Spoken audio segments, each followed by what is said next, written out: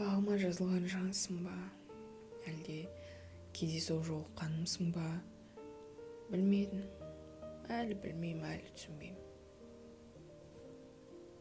Кейде қос жанарыңа қарап тұрып, мен күткен адам сен бе?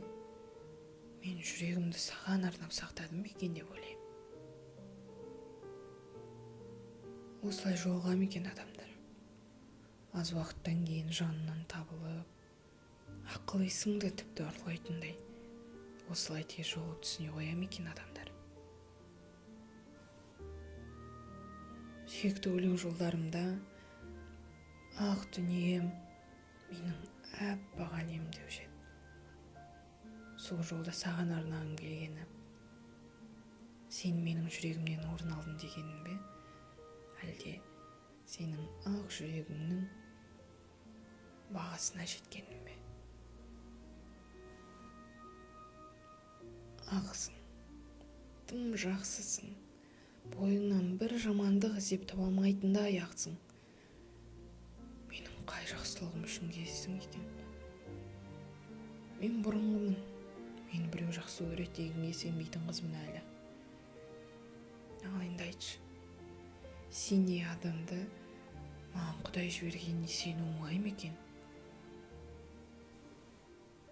Сезіміңді асырып қойғанда, менің ақылымдағы, тәрбиемдегі шекарамды сыйлап, құрметтейтінің менің сенің жанында қалуыма үлкен себептердің бірі.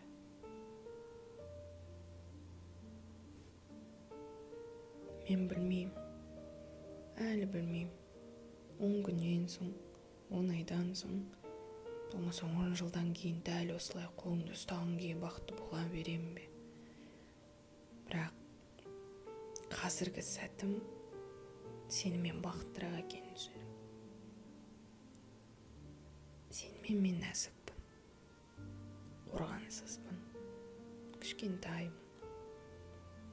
Сенімен мен нағыз мен бола аламын. Оған ұнамай қаламын ау деген бір түйір қорқынышсыз. Маған салса, жаныңда болу уақытын шексіздікке дейін созып сені өмір бойы танумен өтелем.